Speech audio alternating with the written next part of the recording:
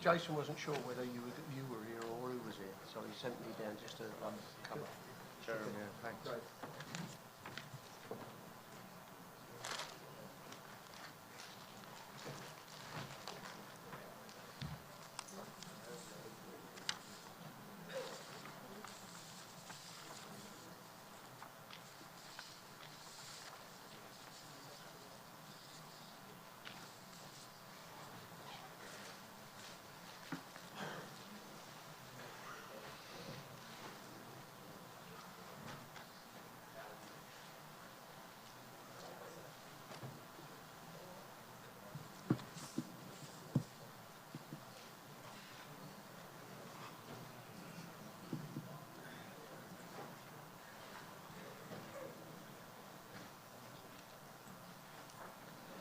We're supposed to.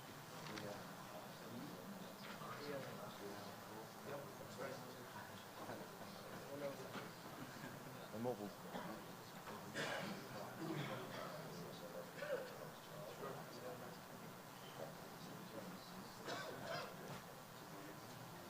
Get the music playing later.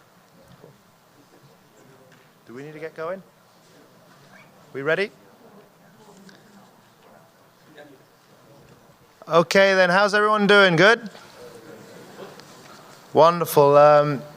My name is Jeremy Gunn. I have the incredible honor of introducing this great panel today that's going to be talking about how to analyze a match and match analysis. The idea of what we're going to be doing is we'll go through a bit of a flow. When you talk about match analysis, surely as a coach, that's what you do every single day, every single minute. You're always analyzing, you're always watching soccer, whether it's in a training session, a game, or anything, okay? And so the role of match analysis, you have to think you're going to do that a lot with your player recruitment, your scouting of future players, no matter whether you're in the club environment, college, pro, national.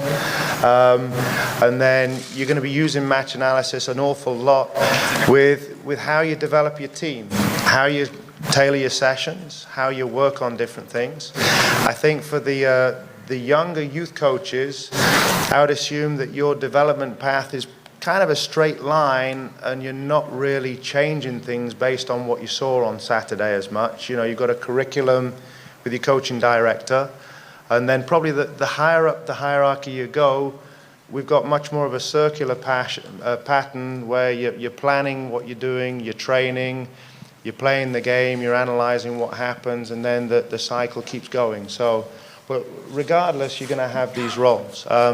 But so what we're going to focus on today is really just a little bit of following the path of match analysis of how it works with one of these top-level environments. And that's where we're going to look at kind of the role of gathering information. That's going to involve the chief scouts and the assistant coaches, and then how that information then goes to the manager, you know, the head coach. And then following into how that works with game prep a little bit, and then actually watching the game, which is kind of important.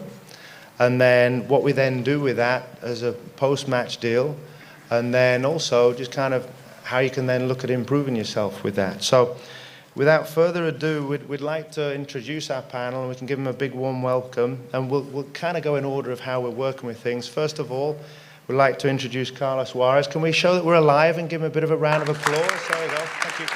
So,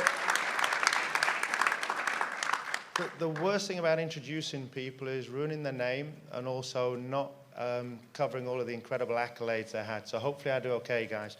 Carlos has worked at every level in the United States, originally from Guatemala. He has coached at every level, boys and girls club. He's coached women and men in the college environment. He's coached in the MLS Major League Soccer for men. He's coached in the I forget the league's change, but the WSA on the women's pro side. And also he was formerly the chief scout with the US men's national team, doing all the different prep work for the Gold Cups, the CONCACAF games, and Copa America, and also the World Cup. And then he's currently the Cal North technical director. And so he's going to be working in the role of kind of explaining the role of the chief scout type job. And so moving on from him, we'd like to introduce Steve Clark. Yep. I've already ruined it because you're supposed to applaud at the end of all their accolades, haven't they? But there you go. We'll deal with it, okay? Hopefully you've all seen Steve, phenomenal player. I think played over 300 games for Chelsea Football Club, and then since then moved into the coaching ranks. He had coaching positions as an assistant coach, as we would call it, or the coach at different clubs. Many of them, you know, you'll have heard of the different people he worked with: Jose Mourinho, Sir Bobby Robson, Kenny Dalglish, Avram Grant, Roberto Di Matteo, Gianfranco Zola. That wouldn't be a bad lineup playing either, would it, all of those people? And he also was the manager at West Bromwich Albion, where they had their most successful period in over 30 years. I think, was it Ron Atkinson who was maybe doing well 30 years ago? I think that would have been it. I think you're right. And but just an absolute incredible resource as a Premier League manager, a Premier League coach, and a Premier League player. He also coached Reading to, I think it was the FA Cup semi-final, and we'll get to look a little bit about how that went with Steve. So let's give him another round of applause. It's supposed to be at the end, isn't it, right? And now here comes the Spanish. He's only got one L in his last name, so I know that that's a L rather than a Y, okay? That's Xavi Gila, and he hails from Barcelona in Spain, where he worked with the club. We've already got some movements on this. We'll have to fix that. And he's worked as a consultant for some of the top coaches in the world: Pep Guardiola, Tito Villanova, Luis Enrique, and other coaches. And he works in the consulting side, where if you think of a business analyst and a consultant, he comes in and works with different coaches, obviously trying to improve them as a coach. And I think these people are often the most hated people when they say something you don't like to hear, and the most loved people when they compliment you on what you're doing. But if you're smart coaches, you should always open to be growing and learning and hopefully getting great feedback all the time. So if a fight breaks out here when he starts to analyze how Carlos and Steve have done, we'll see how it goes, okay? But just moving on then, as we look at this, what we're going to be doing, we're going to be following the process we go through. And so we'd like to welcome Carlos to speak first of all, just working on the role of scouting and the pre-match prep, okay? Thank you. Thanks, Jeremy. How about applause for Jeremy? He has the last two titles of the NCAA Division I Men's Championship. So, and also a quick story about Jeremy. When I coached college, I had to coach against him. So I have stories on him that I can share with you later. But so anyway, so he and I go way back. It's an honor to be here. You know, just to be with these gentlemen in front of you. But I think our job here is basically to give you information and to give you some insight. But as we go on, is obviously we all coach at different levels, and it's important that you take the information that we give you and you customize it to you, to what you need, to what your needs are. And I think all of us, whatever level we coach, we can use match analysis or analyzer. So we'll give you some information, and hopefully it will help you as a coach. So moving on, basically I'm going to talk about the scouting side. And I was, like Jeremy explained, I was a scout for the men's national team, and I was for 5 years. So it was a great experience for me. So what I'm going to share with you is like a brief example of some of the analysis we did there, but I also throw in some of my experiences as a coach myself and as an instructor. So just go through that.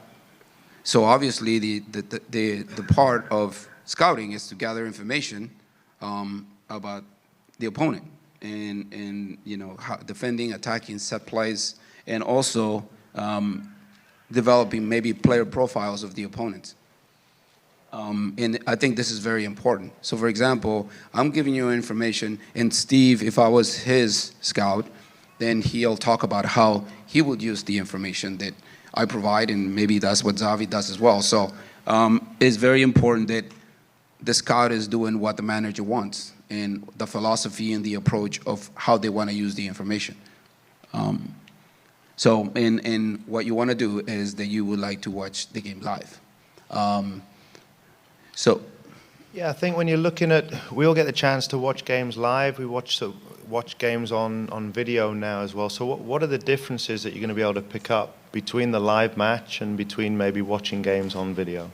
Well, there's nothing better than watching the game live, because that's when you see the little subtle, intricate things about things off the ball, player behavior, player attitude, body language, and just the emotion of the game. So if you have the opportunity to watch, it goes far beyond anything that you can see on video and far beyond what you can see when you analyze it statistically. And sometimes you have to use statistics if you can. But the reason that is important is because it's to find out to support what you think you see in the game. So you maybe see an attack down the wing for 10 times, and you say, okay, they tend to attack down the right side, but is it effective? Is it good? Or maybe you shouldn't even worry about it. So statistics is just to support what you see watching it live and watching it on video. So you watch it on video, and again, it's to reinforce what you see live. Because we're people, we're human, we're going to observe based on our experience, our knowledge, and just watch the game. But you have to go back and review it. And you can rewind it, you can fast forward it, and that's the beauty of watching it. And depending on the competition, you may watch it 2-3 times, you may watch it 10 times. And again, the things that I discussed before. This is an example of a schematic that I presented in a game against Trinidad and Tobago. And it's just a snapshot, it's very simple, of the schematic, how they line themselves up, and just a brief information about how they attack. So for example, talk about style of play. In this particular, they have Kenwin Jones as their target, and that was basically the focus of their attack, playing through him, playing to him, and because they drop and they put 9 people behind the ball, they were looking to counterattack. And ultimately was to create opportunities from crosses, either from playing to Kenwin or to attacking on a counter. And it's just very simple information. And whatever the manager wants to do with that and what he wants to use that in practice or for the game. And then maybe give some suggestions about solutions.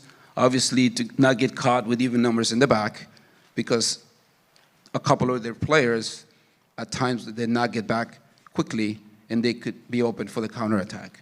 And as soon as you lose the ball, and maybe in the attacking third, the first thing they did is just played it long.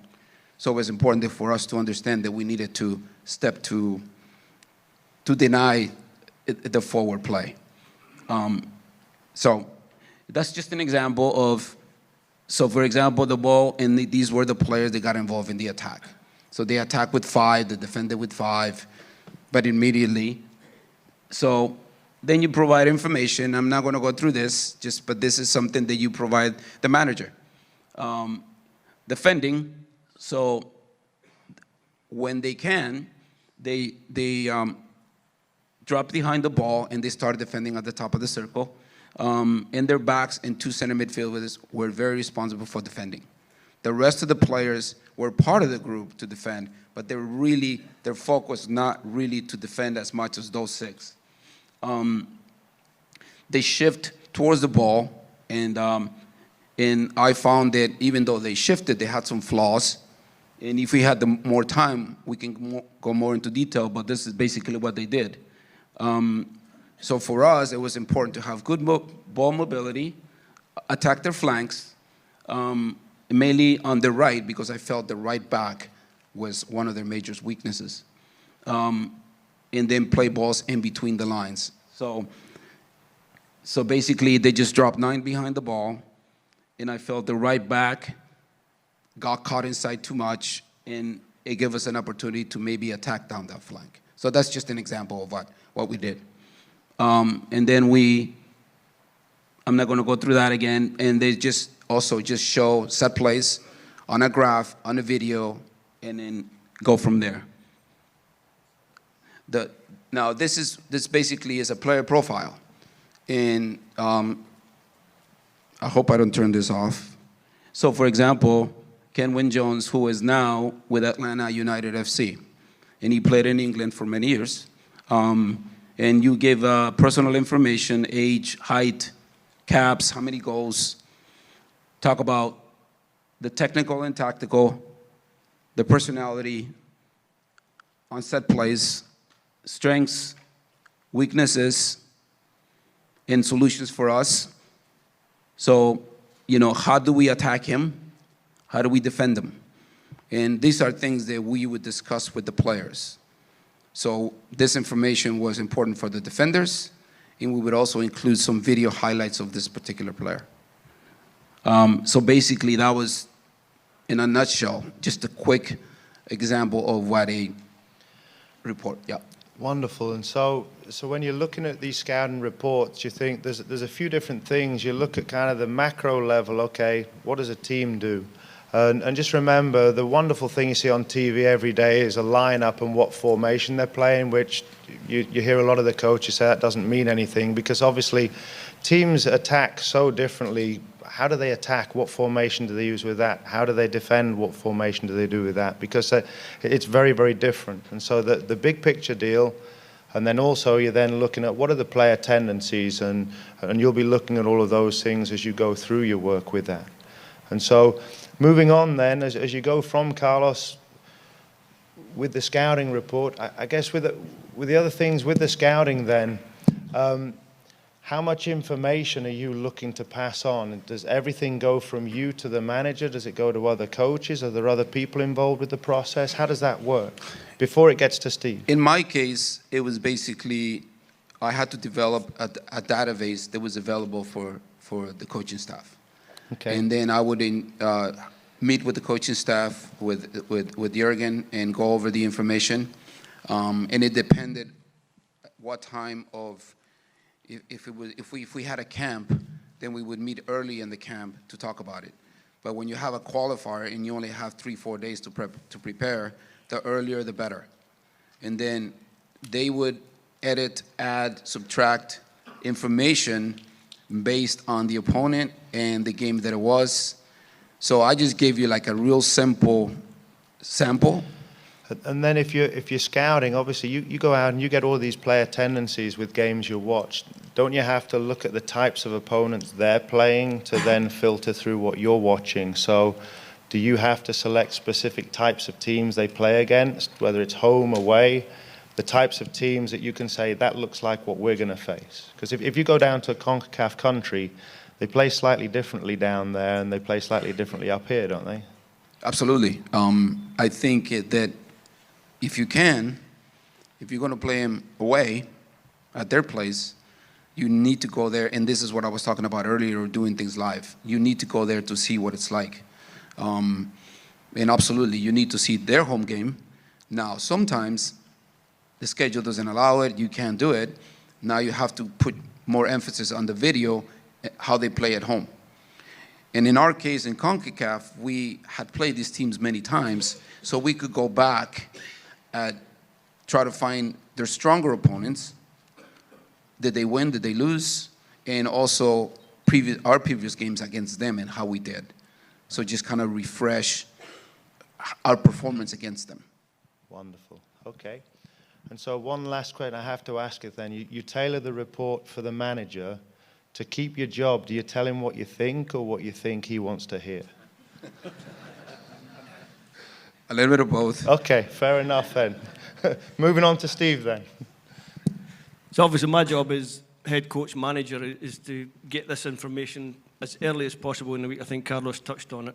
For me on a normal weekday would be to sit down with my match analyst and get the report as early as possible in the week. If I could get the report on a Tuesday so that I can read through it after Tuesday training, we get a chance to watch the video.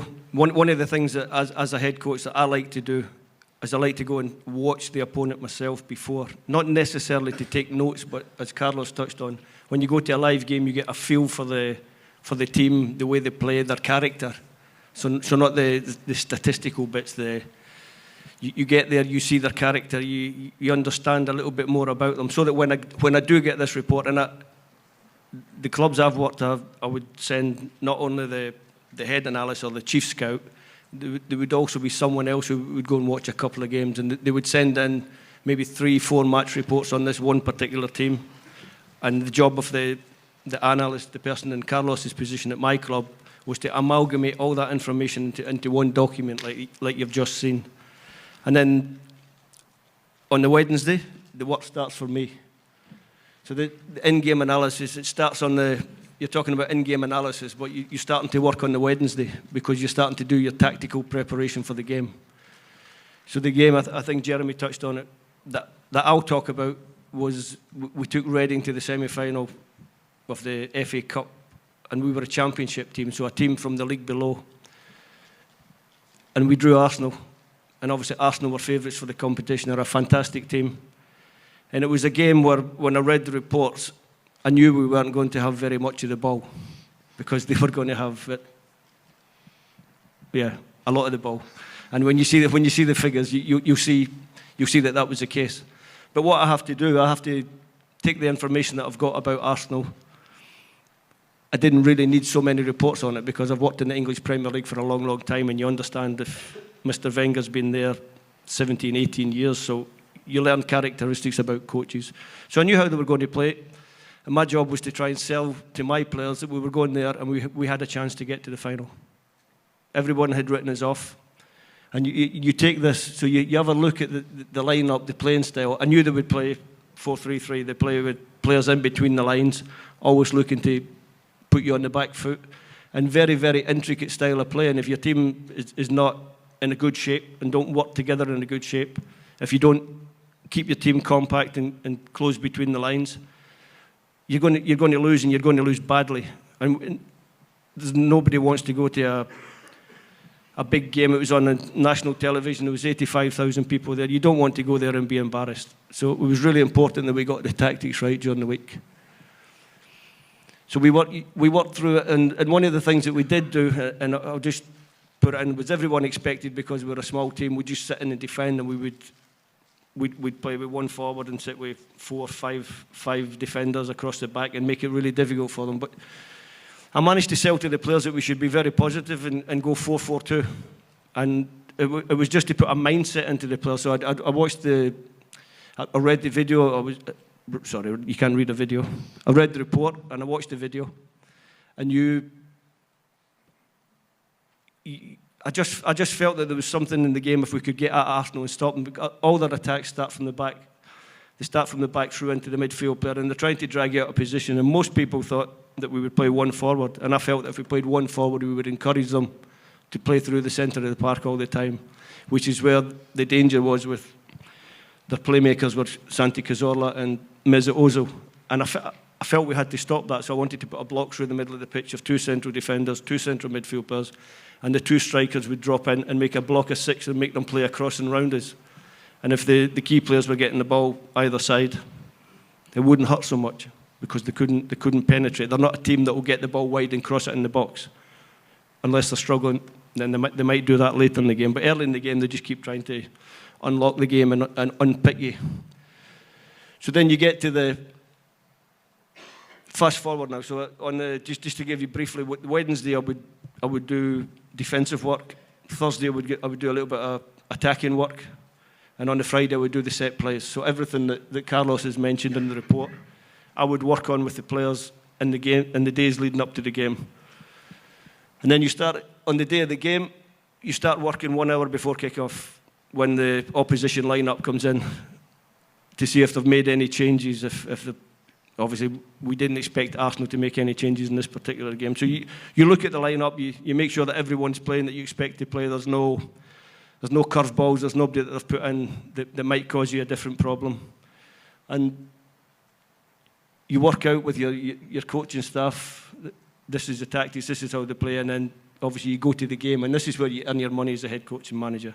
Because you don't, as you're sitting on the touchline, you don't have the analytics, you don't have the video, you can't watch a replay, you have to read the game live, you have to read the game as it's going along.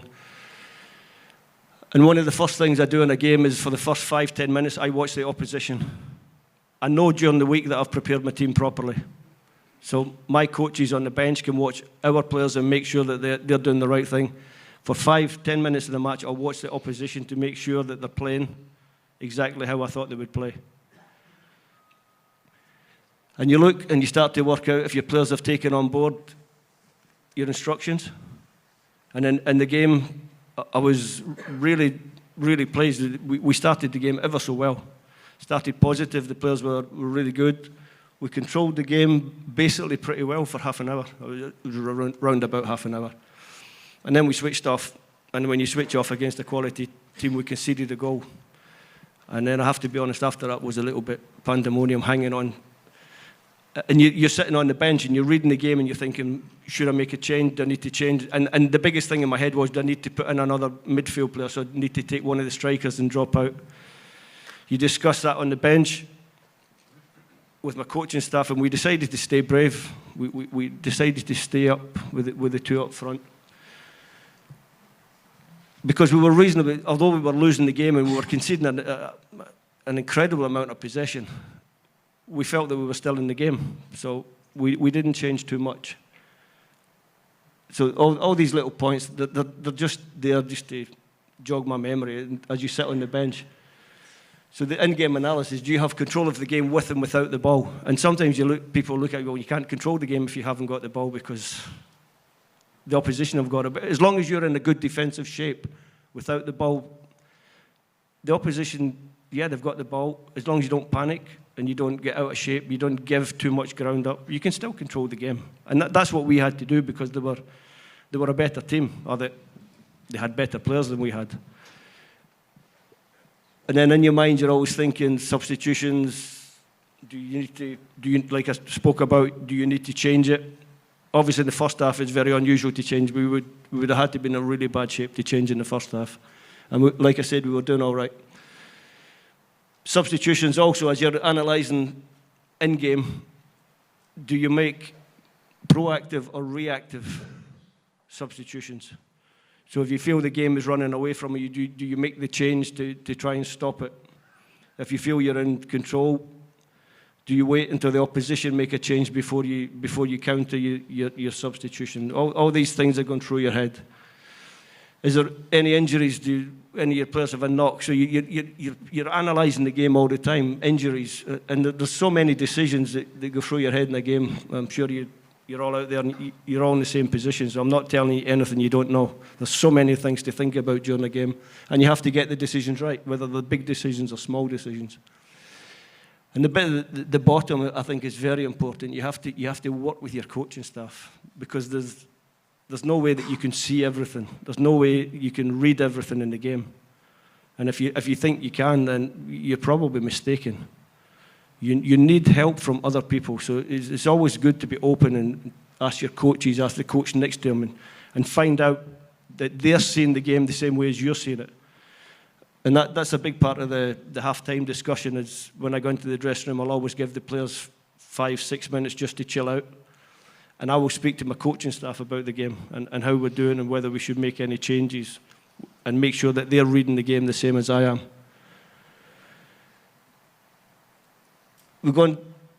So the game finished, we lost. We lost 2-1 in extra time. And it was in a way, it was a moral victory. It wasn't a moral victory for me because I'm a professional, I'm a winner. I wanted to be in another FA Cup final. I'd been there as a player. I'd been there as an assistant manager. And I was almost there as a manager. So for me, it was devastating. But the reaction of the supporters and the people around the club was that after 100 years, they'd had a great day at Wembley and they almost made the FA Cup final. But for us, it's a professional game, and we just moved on. And I'll give you just, I can't see this document from here because my eyesight's terrible, but this would be the day after the game. I'd come in with my coaching staff, and we would be given a document, not necessarily the pages I'm going to show you, but these are just little examples. So is over the course of the game, the statistics, and I'm not sure if I can work the little pointer, but if you look down at the bottom somewhere, you see this is what I would take from this. You look at the possession, it's 27 point something. It's horrendous, really. And if you look at the funny thing is, though, they've got 74% for Arsenal and 27 for you, so they didn't even add that up right, did they? It's incredible. It wasn't Carlos that did this report, by the way. And if you look, what I took out and what I gave to the players was that Steve, statistic. is there any area that you really look at? Like, was that statistic there? 12 attempts on goal from 27% possession. And they had, I think it's 20, is it 23? From 70. So if you equate those two figures together, we actually did all right. We had enough of the game and we had enough chances to get through the game. So that's just a little snapshot of a slide that I would get. And I couldn't tell them that we were great possession. Arsenal had over 800 passes. We only had 300 passes. But we had a threat in the game. And it was apparent in the game that we had that threat. And then you would get other documents like the statistical one, the distribution. And I think I've got one to point out on this one. And I used Danny Williams, who plays for the US men's team. In my opinion, as I watched the game, I thought it was the best game that he'd ever played for me as the head coach of Reading. And his statistics are actually very, very good. It's something like over 80%. And I think it was 75% success rate with his passing, which for Danny was very, very good.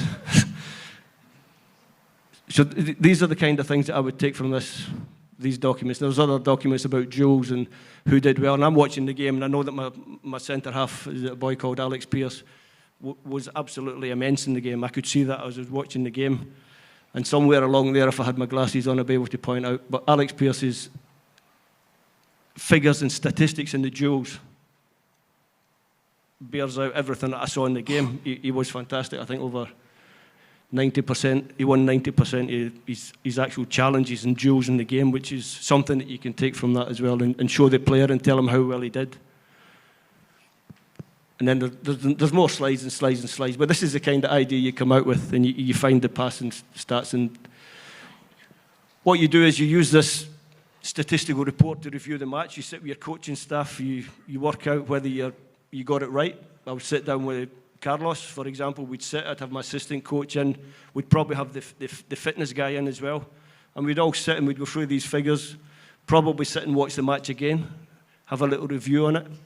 And you have that meeting with all the people and you decide whether you got your approach right. We lost the game. But in my opinion, for that particular game, we got the approach absolutely spot on. And then you have to decide, you wouldn't do it on a game like that, but throughout the course of the season, you have to decide whether you have a post-game meeting. And I think a lot of coaches, maybe a lot of modern coaches now, think that you have to have a post-game meeting and you have to have a post-mortem on every game. I only used it occasionally. I used it when I felt as though I had to use it, to bring the players in as a group and say, look, we did this right or we did this wrong. I think the mentality of the modern players, if you give them too much of that, if you do it week in, week out, by the time you get to 6 weeks in or 8 weeks in, they're coming in the morning and they're not even thinking about it because they're switched off. So you have to use it at the right time and in the right moment.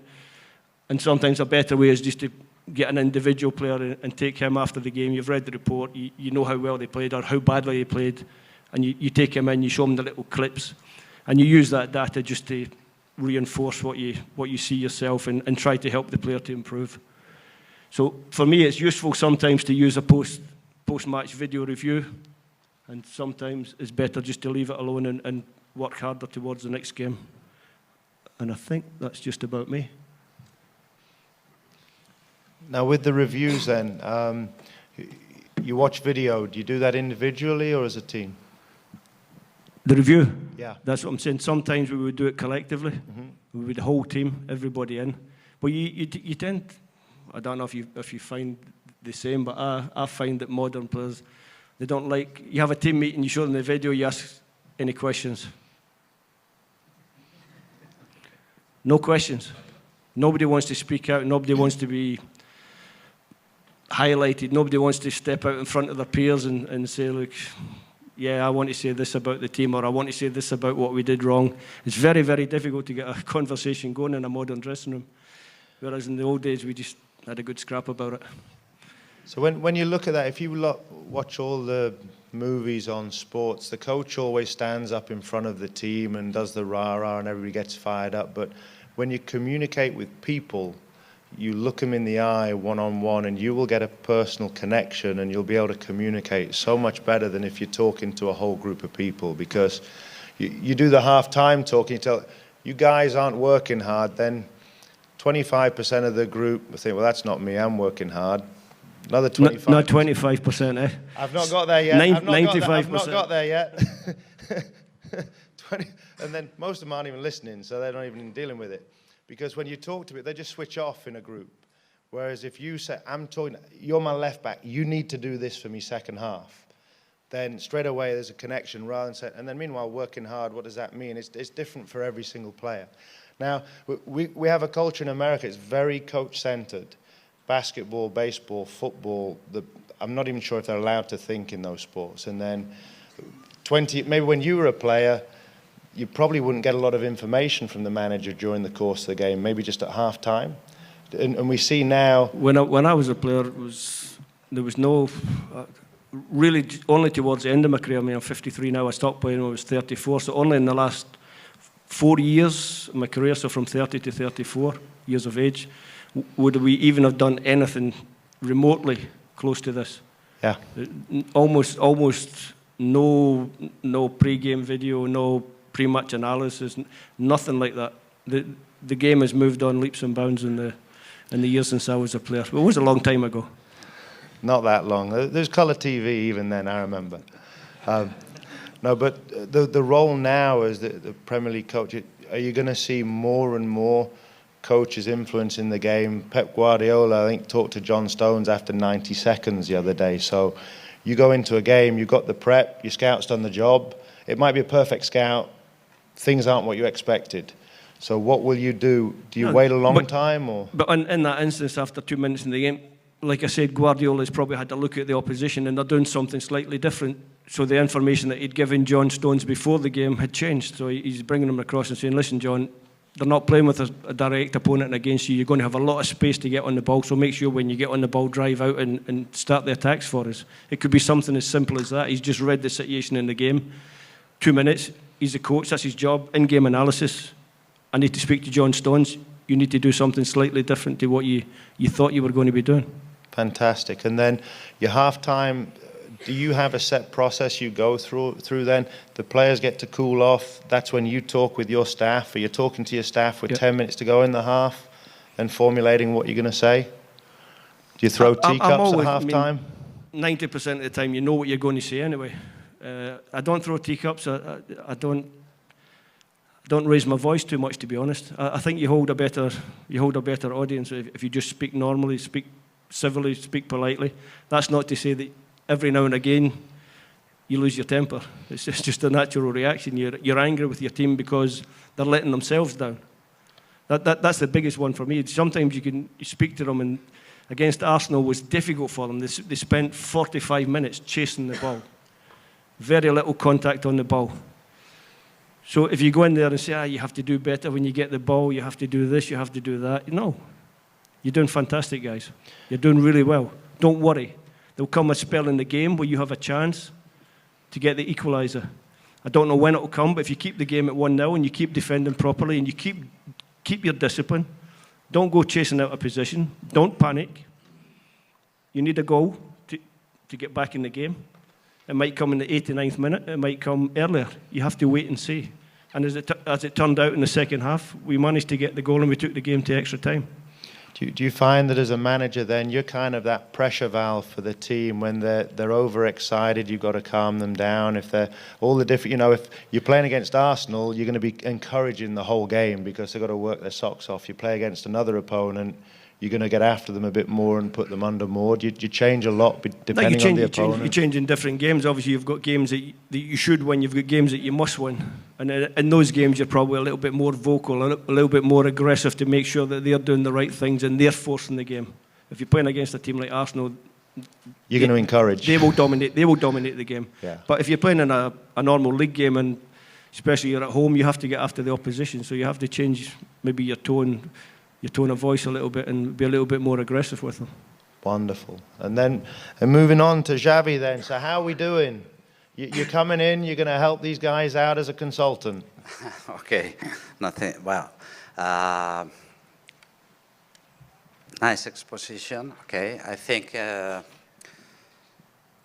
always, we can have different viewpoints to understand the game because culture matters or things like that, okay, because in England, football has his own path, in Spain, our own path, here in America also.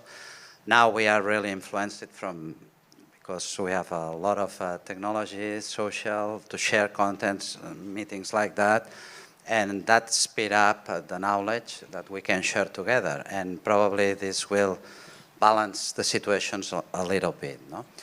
Which now, unfortunately, we don't have like 10 years to talk about that, which I'm able to, but with that time, I will try to add few things that I think can be helpful for you and are related in how we understand this matter. No? One thing, for example, that Carlos talked about stats. No? We split it, the data into important areas, which is one is the objective data, the other is the subjective data.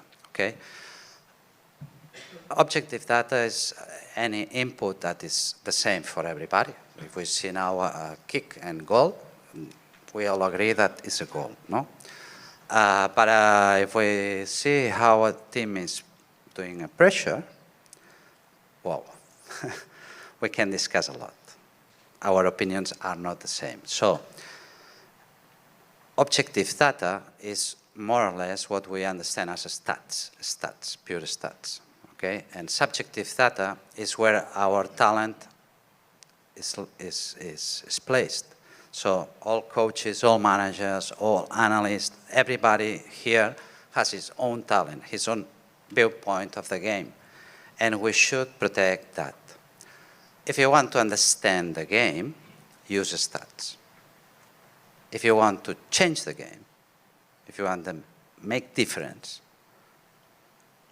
use the subjective side, okay? Because it's all your expertise there, okay? After that, what we try to protect, or my mission normally, is to create the workflow, the analysis workflow, and insert it inside the coaching workflow, and try to be as less invasive as we can, because coaches don't have many time, has many things to manage, and analysis cannot be like a big issue to, I don't have place for that. No, must be there. And why? Because we are not talking about cool reports. We are not enjoying to create the coolest reports in the world. We are talking about decision making. We want to improve our decision making, coaches' decision making, managers' decision making, okay? Players' decision making. And all the workflow that, for example, Carlos do is for that. Is at the end to take the best decision as possible, to choose the best option as possible. In terms, just to shape a little bit, in terms of game analysis, we should take care from 3 phases, okay? And let me remind that it's not a matter to be professionals. It's not a matter to have a big budget. Every one of you has a camera in his pocket right now in the cell or whatever. So it's a matter of vision. It's a matter of you want to improve. It's a matter of if you really desire to progress, okay? So what we are telling here, you are able to do it. You are able to apply after that panel, for example, no? Then, back again. We split in 3 phases, which they talk about, which is pre-game, during the game, real time, and post-game, okay? Our viewpoint on how to proceed in each area is in the pre-game, we do the opponent analysis, okay? We don't use the broadcast footage. We lose in between 40, 60% of information. For us, video is data, so we call it visual data, okay? And all the content inside the video is, there are millions of inputs, millions of data that we should measure, work with, and so on, okay? So, we don't use the broadcast footage. Broadcast is focused on the ball. You lose position of the players, many, many things, so we don't like. We put resources to send everybody, record in a proper manner, wide angles, so on. If we play at home, well, we have, in my case, we developed technologies where we can have 4 angles in a stadium, get all the footage, and we never lose any kind of information. Why? Because we can has any event from different angles, so we will got it, okay? And this is a key, and Carlos knows really well. If we collect wrong data, at the end, what happens? We get wrong decisions. So, not possible, okay? So put it false on that. Then, what we do? Well, depending on the importance of the game, we will analyze the last 6 games, for example, of the opponent, or we will analyze the last 25 games in between. If we are playing a regular match, well, 6 games could be enough. If we will play the Champions League final, we will do 25 games, okay? Once we got that analysis, we can start to serve, manager, and take first decisions, so develop the tactics for that game. At this stage, I call it Chaos 1. It means, okay, we are already able to predict what they will do. But that's not true. And less with our customers. What do you think that happens when one, let me say, medium team comes to Camp Nou and plays against Barcelona? Do you think that he plays like their 6 games before? Not. Everything changed, okay? Even if it's a top European club. They came at home and they change, okay? You know what is the fear, what the feeling you want to defend first. So, in real time, what we are focused on is on the changes, what I call Chaos 2. So our analysts are mainly focused in detect what is changing from our initial plans and automatically communicate instantly to the bench to provide the best information in terms to get the best decision making. And the example you said is perfect from Pep with Stones is that, okay? So we are not taking a lot of data during the match. We use one button. One button. My experience is in real time, in first half, 45 minutes. You will click that button as a maximum of one time every 5 minutes, maybe. And this is in a really, really few games. Most of the games, the things are under control. Most of the games. But there are key games that not. So you click there. And automatically that information will be able to use by the managers, the assistant coaches, okay? We can, technology allows us to share that information in exactly real time, okay? So once the first half is over, we are ready inside the locker room. We have our screens and anything there prepared. And we normally use, because you talk about that, normally we ask 1 minute, 20 seconds, 1 minute, 30 seconds to provide the key information to the manager. If he desires, always keep that in mind. he's our customer. We provide service. If he don't want, because there are a lot of emotional things related in, don't follow him. Don't follow him, okay? It's up to him. So if he wants, he can check it, what we think. There were the 3 critical changes comparing in our first initial analysis. So we has detected which is the key difference that can make us change the game and win the game, okay? If there's nothing, nothing, okay? We never know. Then if the coach likes one of these insights and thinks that really can change the game for the second half, then we have also screens prepared in the player's area. So we do that only in 1 minute. It's the time that players maybe refresh, maybe go to the physio, they have some pain or something like that. So you use that moment. After that, if the manager wants, accepts, or he really likes, he can show to the players 1 or 2 instances of that key moments, which are not more than 6 seconds of video, okay? Always visual data, because we are talking about decision-making, analysis for decision-making, but at the end, it will not succeed if we don't control our communication way. So we cannot overload players, okay? It's not related with real-time analysis, but if you do a presentation to your players, the maximum capacity that our mind has to be concentrated, be focused on, I'm talking about image, okay? It's 7 minutes. So what are you, I saw, well, or you know better than me, coaches that, and when I was youth, my coach plays the full game.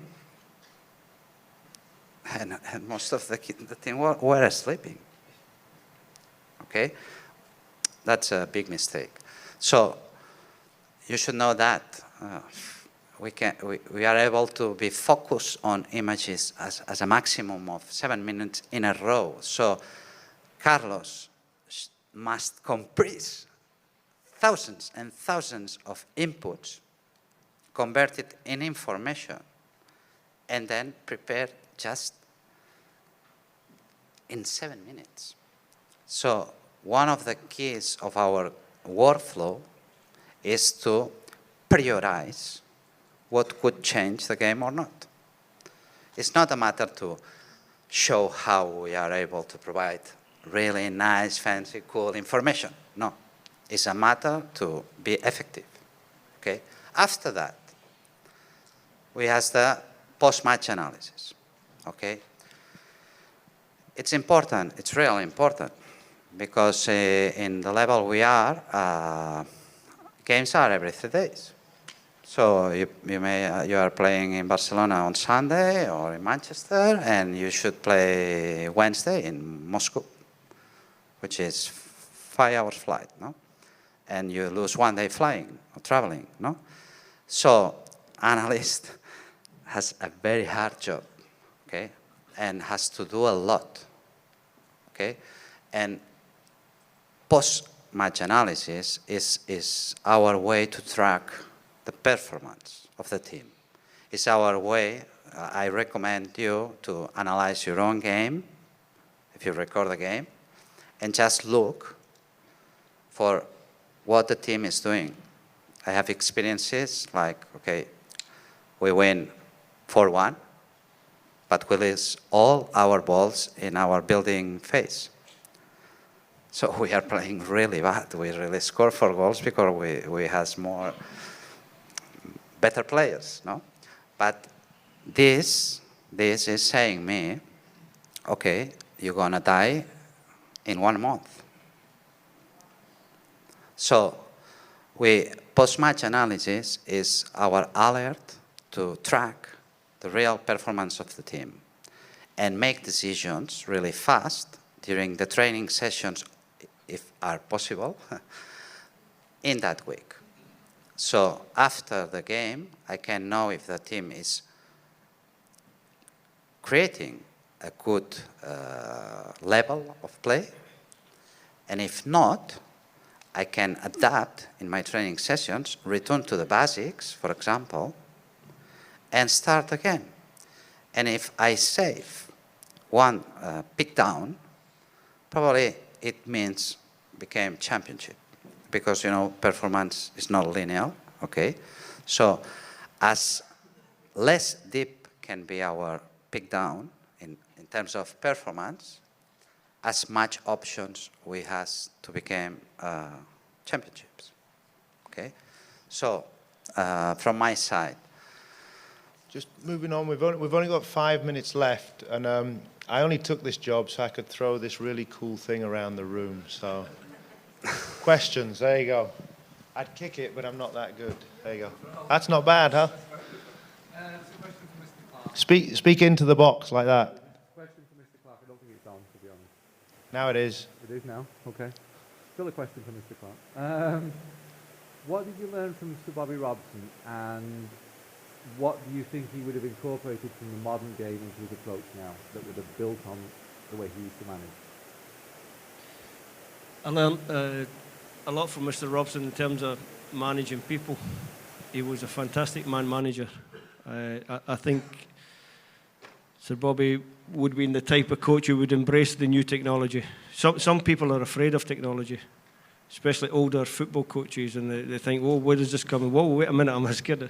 I think Bobby was so open-minded and so enthusiastic about the game that he would have embraced this technology and used it to try and better himself and to better his team. So that's how Bobby would deal with it.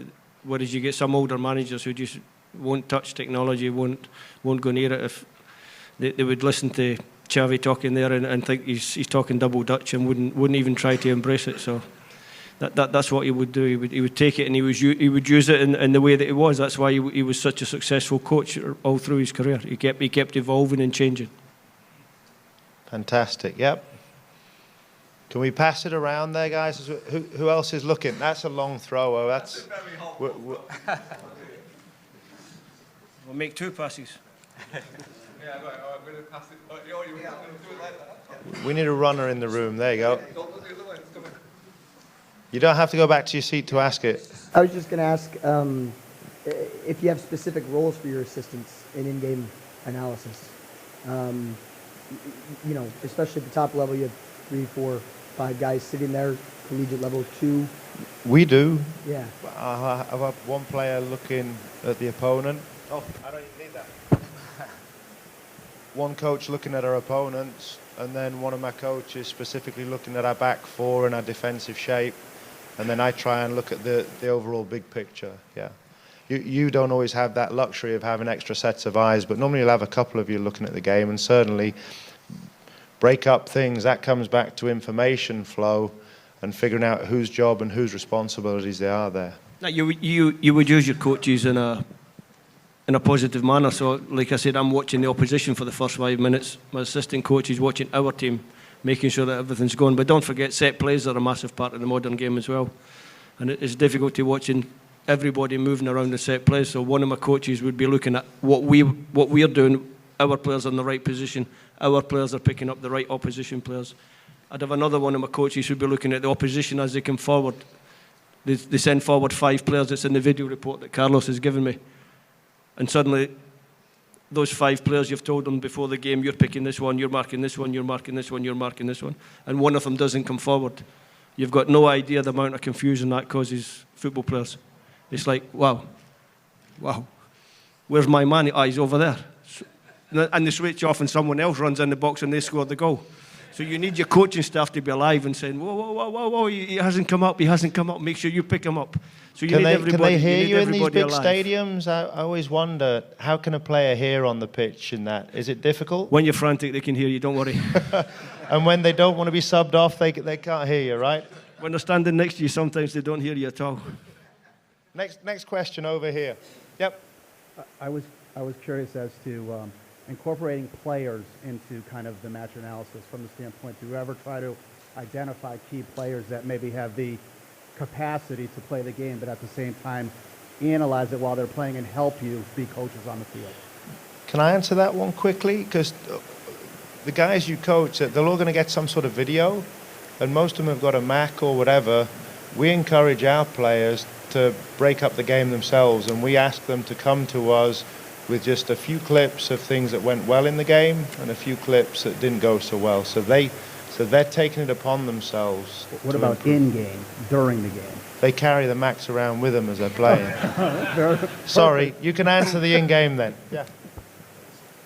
I will add something about that. The level of the performance of the players is extremely linked at the level of the commitment in the team or in what we are doing all together. Okay. So as much you commit your players, as much amazing and unbelievable achievements you will get. Okay, because don't forget, it's a team sport. Okay, then if we share, it's up to the managers. But if you are not afraid to share some decision making with them, you are committing them. They really feel part of what we are doing. It's not just I'm like a robot applying your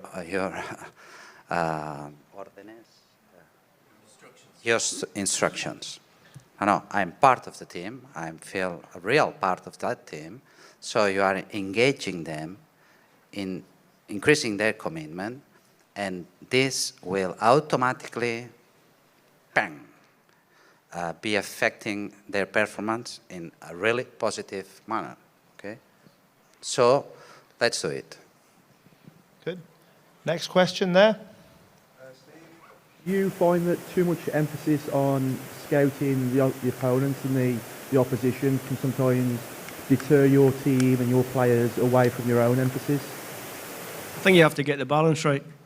And if you're talking, if you compare when I was at Chelsea, maybe you would spend time on the opposition, but obviously you would go into every game with your game plan in place around the opposition. You wouldn't set up to counter. I spoke about taking a championship team to play against a Premier League team, and obviously our main focus was to try and stop them from imposing their game on us.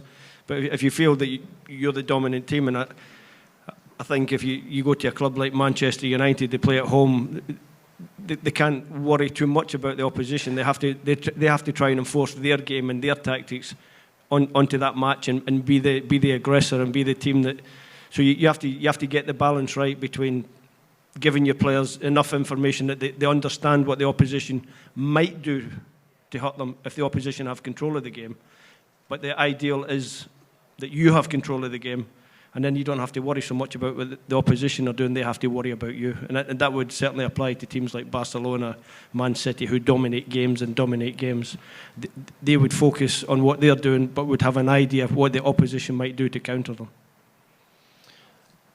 I think we've got time for just maybe one more. All right, this question's for all of you. The analysts first, and then how the coaches react to that.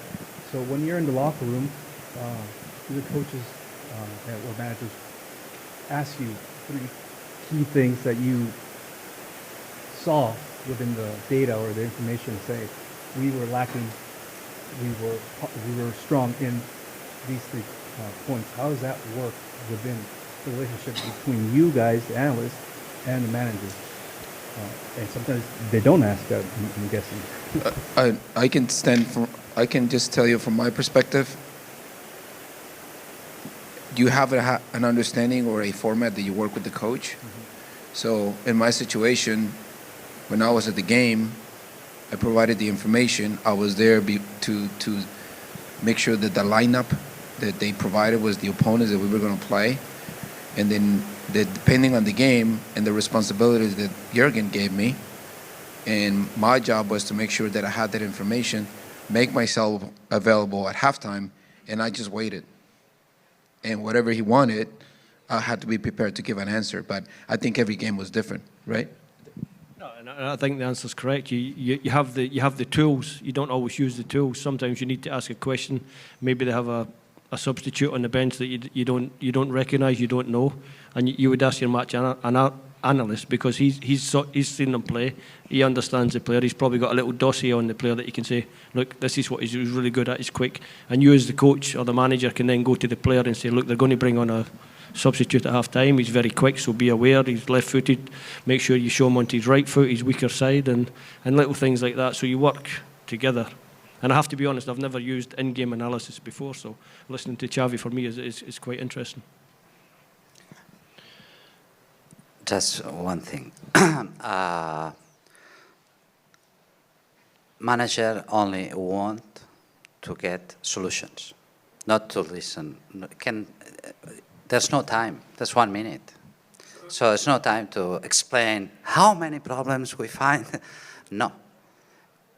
We know we know him because you will work 20 hours per day with him. Is that so? After 1 week, it's know perfectly. So you should provide solutions because you know how Carlos becomes the eyes of the manager.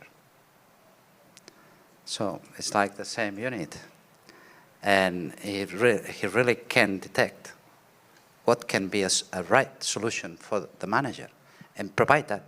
That's all. If you feel that you don't have a proper solution, don't tell nothing. Do we have time for one more quickly? Because I know it's not every day you're going to get this sort of a panel up here. Anybody else? I know there's the gentleman back there. Have you forgotten your question now? You had your hand? Yeah.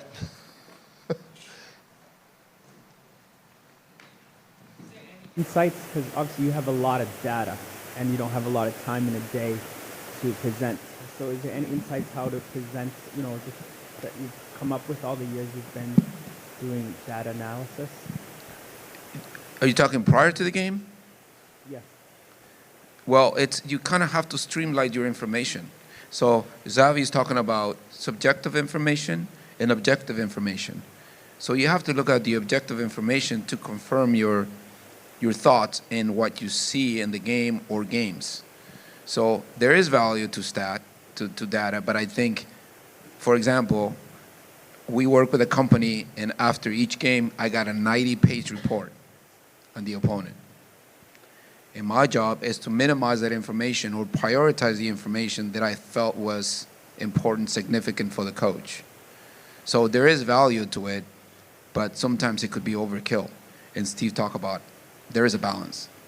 And then you learn to know what the manager likes, what his priorities are.